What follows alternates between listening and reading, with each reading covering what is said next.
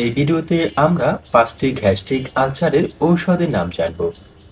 3টি সেপটিক আলসারের আর 2টি আলসারের অ্যান্টিবায়োটিক ঔষধ। তবে ডক্টরের পরামর্শ ব্যতীত এসব ঔষধ সেবন করবেন না।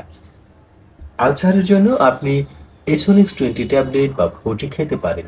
এটি সেপটিক আলসারের জন্য ইসোমিপ্রাজোল, আর ইসোমিপ্রাজোল সেপটিক আলসারের জন্য কার্যকরী। ইসোমিপ্রাজোল সমৃদ্ধ আরেকটি ঔষধ হচ্ছে এসোলাত 20 বা 40 মিলিগ্রাম।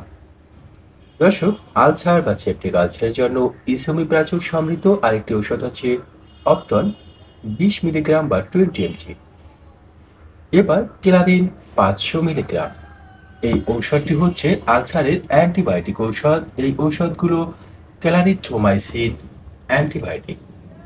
আর দ্বিতীয় ঔষধটি হচ্ছে ক্লারিসিন 500 মিলিগ্রাম। এটিও ক্লারিথ্রোমাইসিন 500 মিলিগ্রামের ঔষধ।